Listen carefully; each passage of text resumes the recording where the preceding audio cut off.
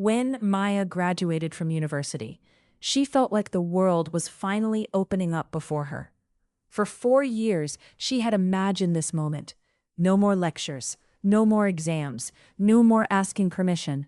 She dreamed of traveling, building her career, making mistakes, learning from them, and discovering who she truly was.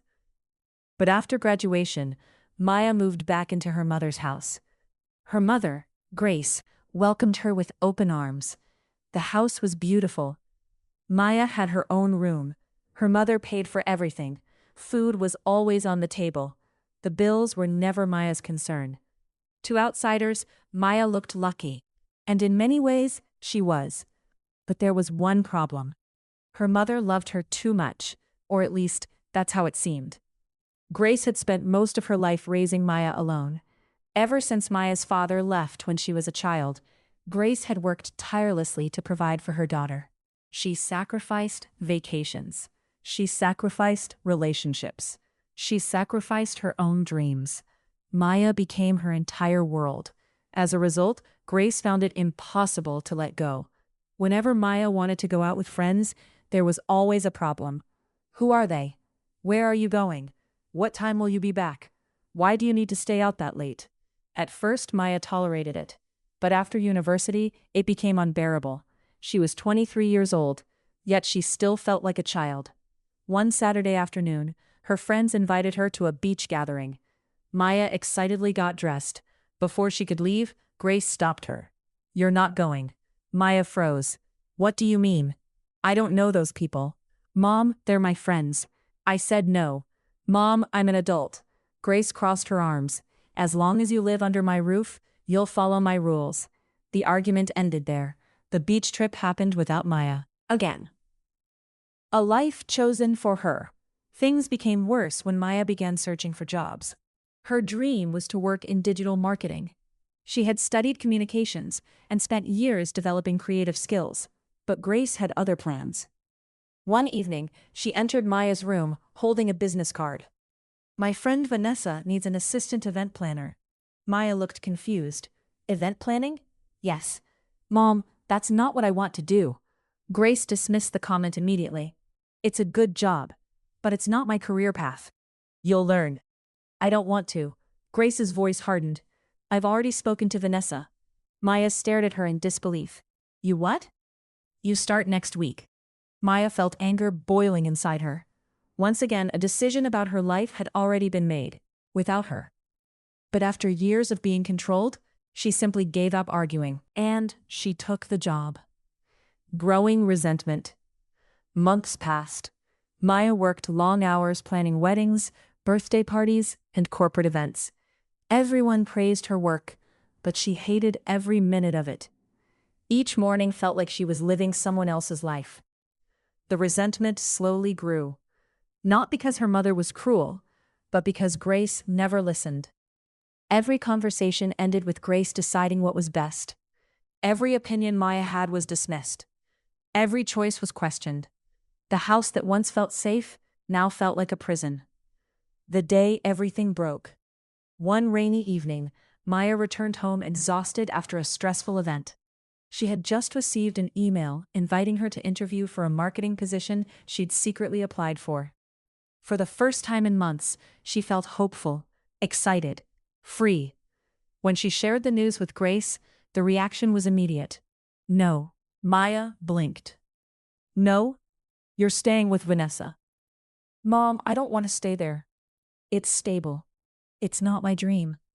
"Dreams don't pay bills." Maya laughed bitterly. "Then why did I even go to university?" The room fell silent. Grace's expression changed. "Maya, enough." "No, Mom, I'm tired." "Tired of what?" "Tired of living your life instead of mine." The words hit hard. Years of frustration exploded at once. Voices rose. Accusations flew. Neither woman was listening anymore. During the argument, Grace grabbed Maya's arm. Maya tried to pull away. Grace pushed her in frustration. It happened in a split second. Maya lost her balance. Her head struck the corner of a table. Everything went black. The hospital. When Grace saw the blood, panic consumed her. Maya, her scream echoed through the house.